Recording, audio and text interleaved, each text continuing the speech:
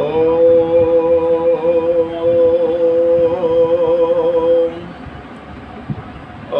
येन दौरुग्रा पृथ्वी चेदृढा येन स्वस्तितां येन नाकः यो अन्तरिक्षे रजसो विमानः कस्मै देवाय विश्वविधेम। तारे रवि चंद्र आदि रचकर निज प्रकाश चमकाया है। धरणी को धारण कर तूने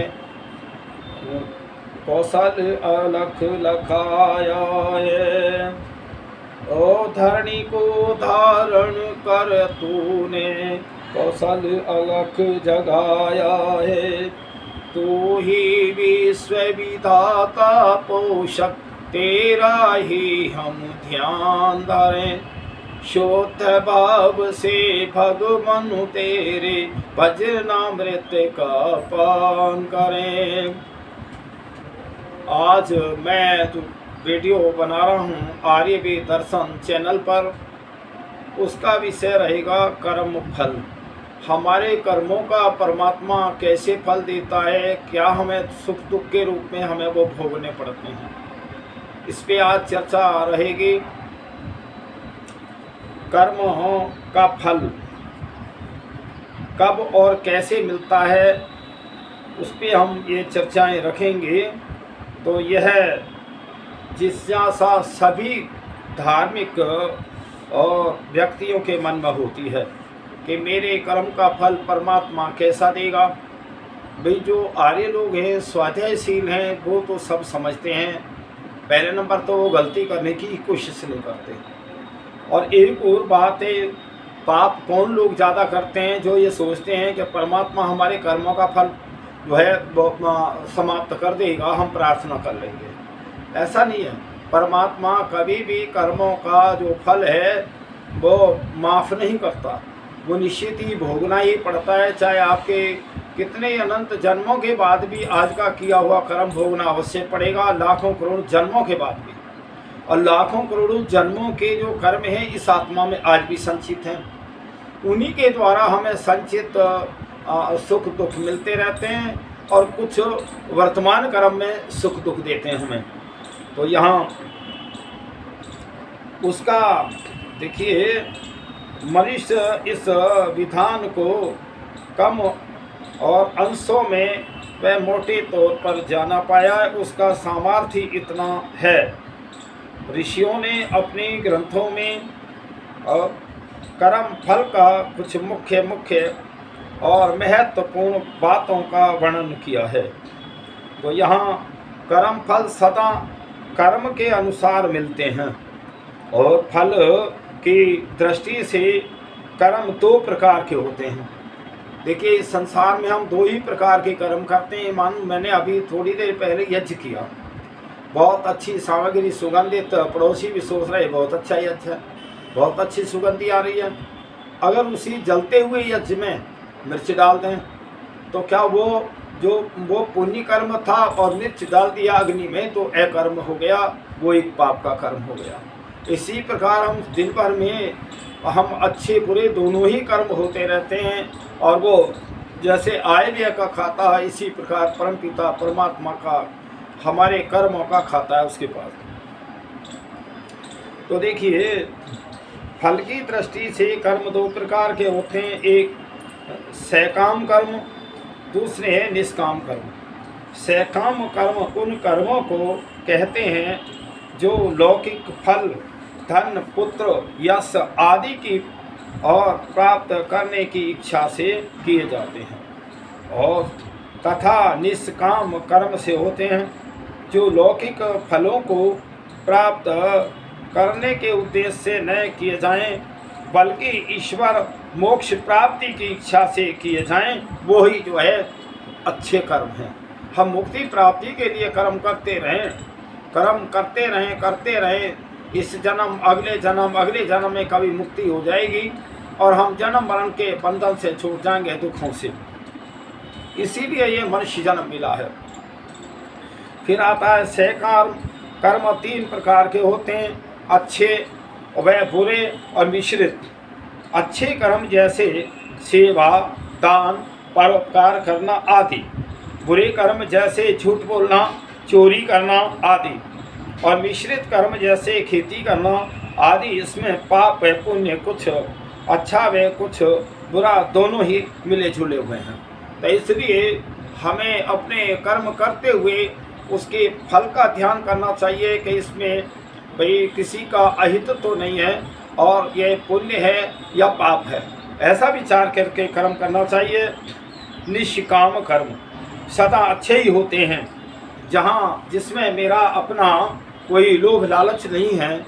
जैसे निष्काम कर्म में यज्ञ करना और विद्या पढ़ानी, लेकिन विद्या ये नहीं है कॉलेजों की, विद्या तो वेदों की है, वेद का ज्ञान है। हम लोगों को अच्छी बातें बताएं, धार्मिक बातें बताएं, ईश्वर के दर्शन की बताएं, आत्मा की बताएं, ये काम कर्म सारे मुक्ति के हैं। और जीवन में मरने के बाद मनुष्य पशु पक्षी आदि शरीरों में अपने जीवन में जीवित अवस्था में ही भोगा जाता है। और निष्काम कर्मों का फल ईश्वरीय आनंद की प्राप्ति के रूप में होता है, जिसे जीवित रहते हुए और समाधि अवस्था में व मृत्यु के बाद बिना जन्म लिए मोक्ष अवस्था में भोगा जाता है। देखिए, जो मोक्ष का कर्म है वो ईश्वर का आनंद है। जो मोक्ष के कर्म करते हैं, अच्छे कर्म करते हैं, आदि वो ईश्वर के आनंद में रहते हैं। उन्हें आत्मा में बहुत प्रसन्नता मिलती है, खुशी मिलती है, आनंद मिलता है। ये ईश्वर का दर्शन है।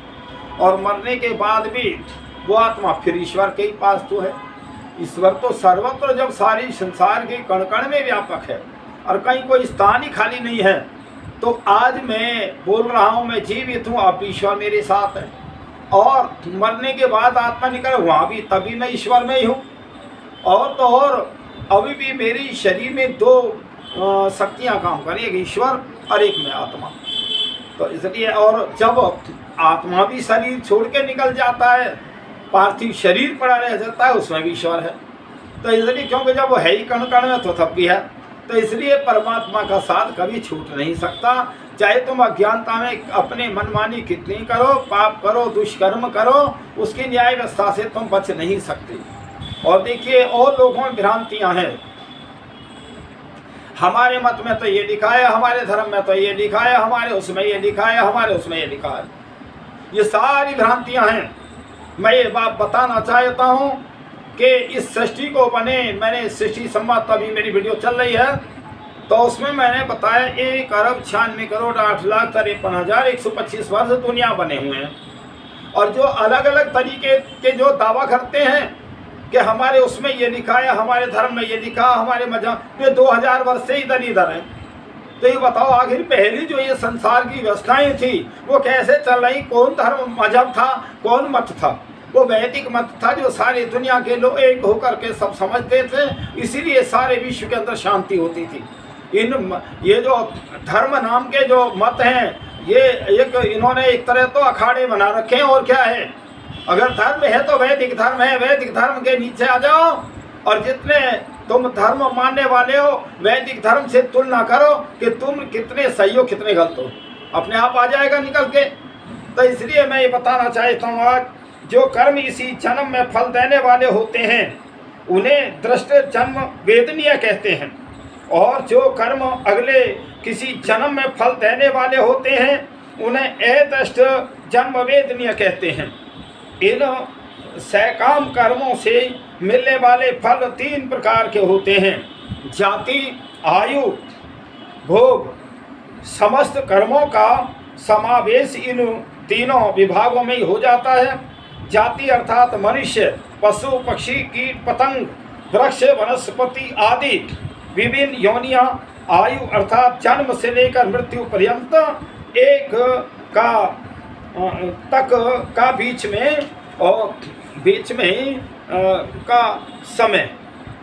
भोग अर्थात विभिन्न प्रकार के भोजन, वस्त्र, मकान, यान आदि साधनों की प्राप्ति।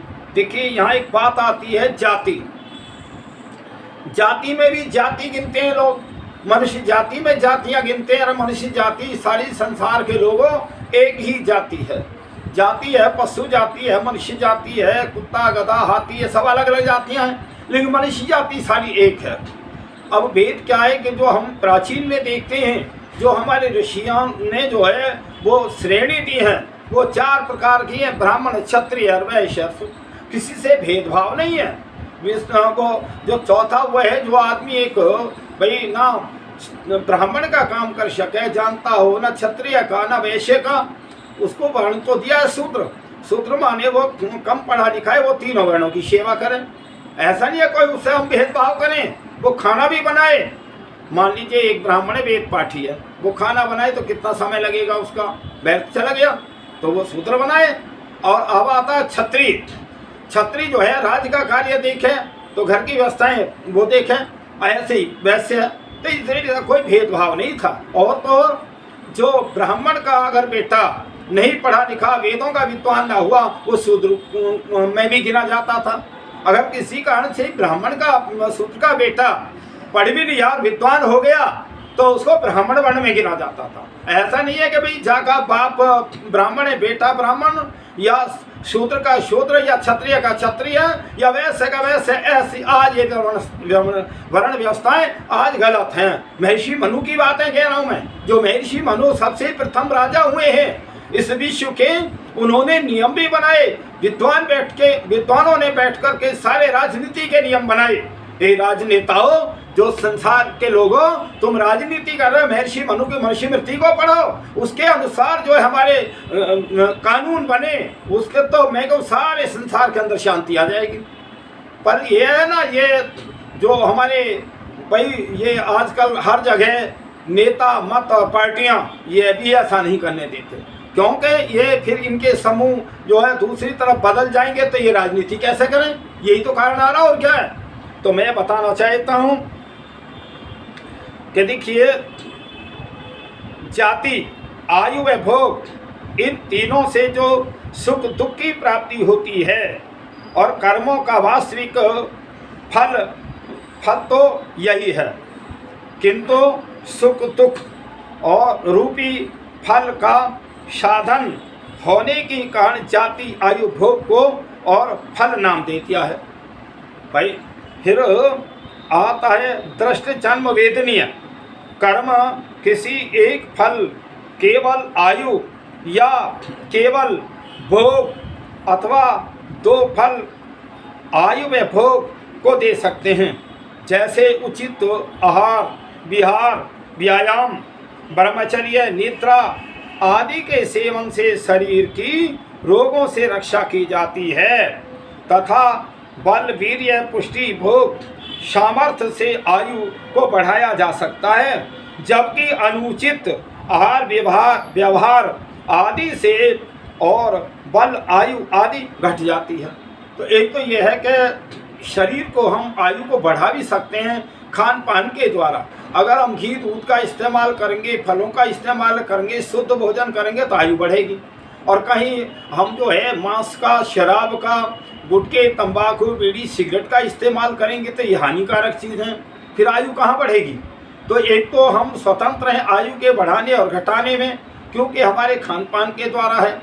फिर आता है और दृष्ट जन्म वेदनीय कर्म जाति रूप फल को देने वाले नहीं होते, क्योंकि जाति योनि तो इस जन्म में मिल ही चुकी है, उसे जीते जी बदला नहीं जा सकता। जैसे मनुष्य शरीर की जगह पशु शरीर बदल लेना, हाँ मरने के बाद तो शरीर बदल सकता है, पर मरने के बाद नई योनि को देने वाला कर्म अदृष्ट वेदनीय कहा जाता है, न कि दृष्ट जन्म वेदनीय। हम अगले जन्म क्या होगा वो हम नहीं जान सकते, वो ईश्वर की व्यवस्था है। इतना जान सकते हैं कि अच्छे कर्मों का फल अवश्य है, फल मिलेगा, और जो निकृष्ट कर्म है फिर भोगी योनियों में जन्म होगा। इतना तो समझ सकते हैं, लेकिन सारी व्यवस्था तो परम पिता परमात्मा की है, वो ही समझेगा। और अदृष्ट वेदनीय कर्म 2 प्रकार के होते हैं। एक नियत विपाक, अनियमित विपाक, कर्मों का ऐसा समूह जिसका फल और निश्चित हो चुका हो और जो अगले जन्म में फल देने वाला हो, उसे नियत विपाक कहते हैं। भाई एक तो जो वर्तमान में हम फल मिल रहे हैं, एक नियत विपाक जो हमारे कर्म आगे मिलेंगे, जो हमें जन्मों के माध्यम से ईश्वर हमारे न्याय को करेगा, वो कर्म है। कर्मों का ऐसा समूह जिसका फल किस रूप में वह और कब मिलेगा यह निश्चित न हुआ हो, उसे अनियत विपाक कर्म कहते हैं। फिर आता है जाति। इस जन्म में किए कर्मों का सबसे जो बड़ा व महत्वपूर्ण फल अगले जन्म में जाति शरीर के रूप में मिलता है। क्या मिलेगा कि हमारे कर्मों का फल अच्छे कर्मों से मनुष्य जीवन, और अगर गलत कर्म है तो भोगी योनियों में जन्म होगा। ये निश्चय जानो। मनुष्य, पशु, पक्षी, कीट, पतंग, स्थावर, वृक्ष के शरीरों को जाति के अंतर्गत ग्रहण किया जाता है, और यह जाति भी अच्छे व निम्न स्तर की होती हैं।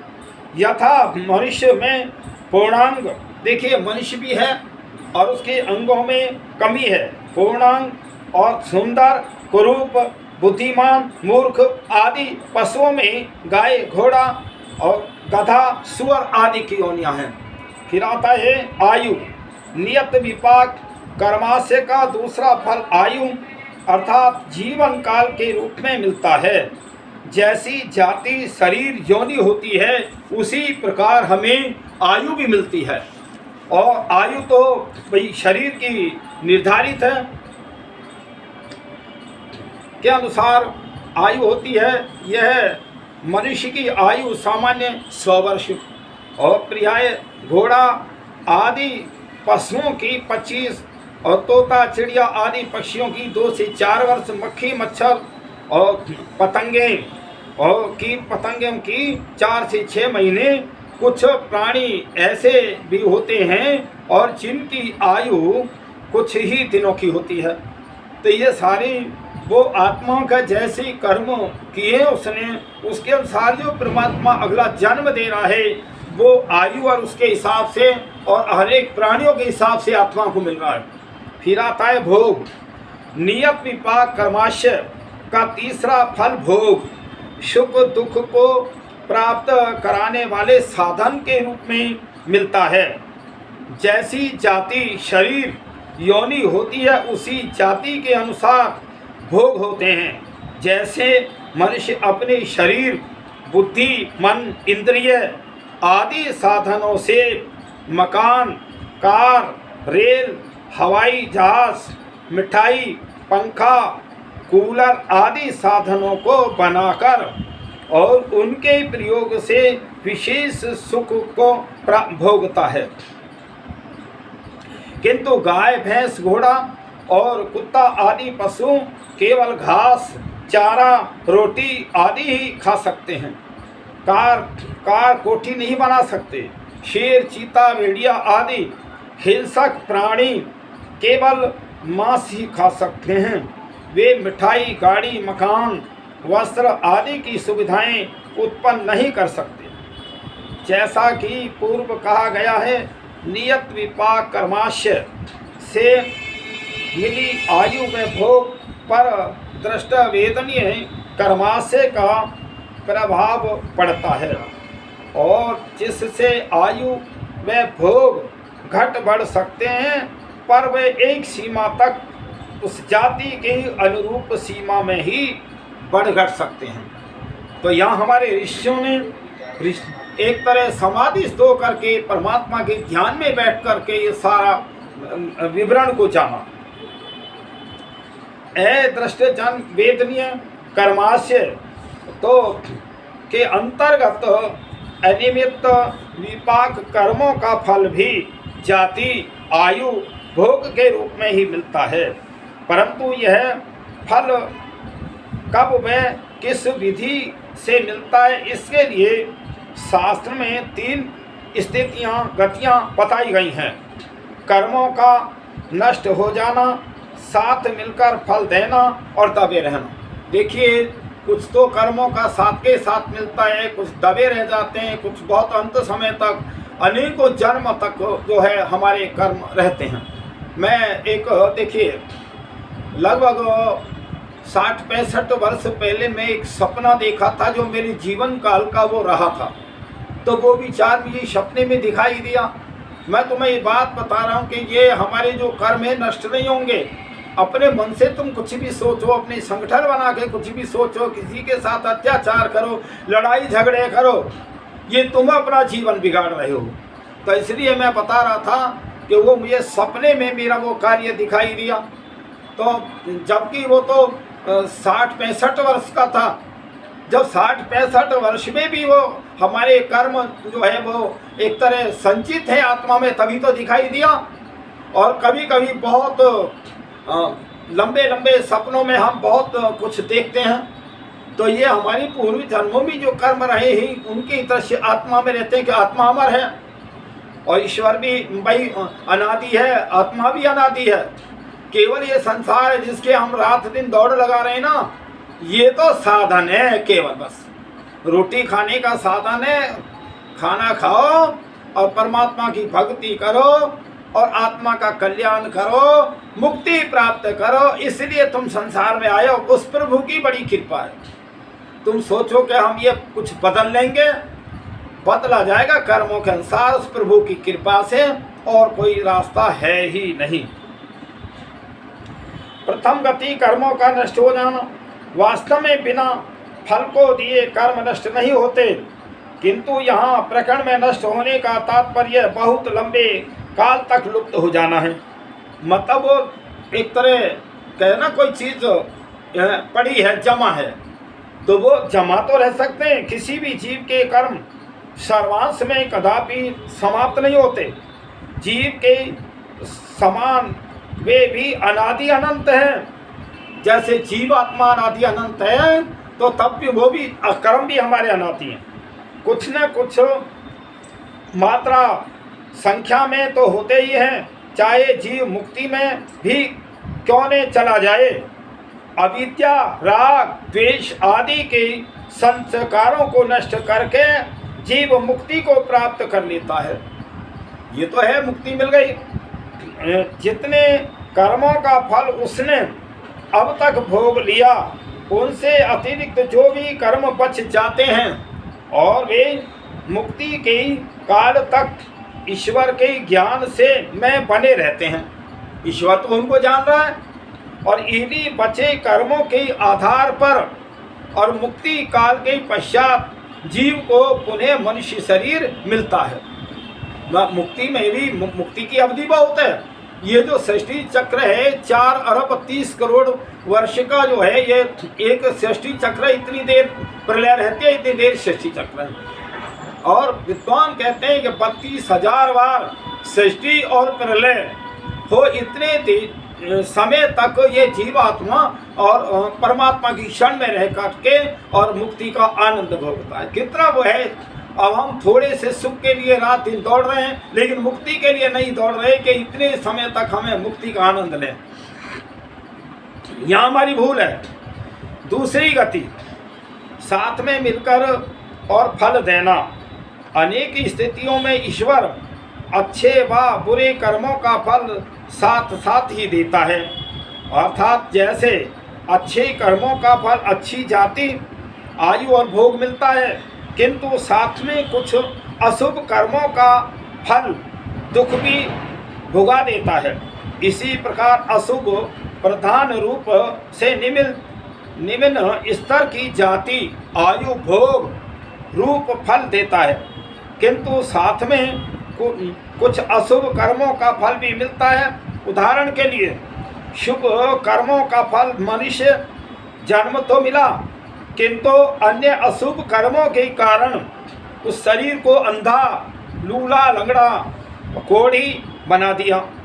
दूसरे पक्ष में प्रधानता से अशुभ कर्मों का फल गाय, कुत्ता आदि पशु योनि रूप में मिला, किंतु कुछ शुभ कर्मों के कारण अच्छे देश में, अच्छे घर में मिला, परिणाम स्वरूप सेवा भोजन आदि अच्छे स्तर के मिले।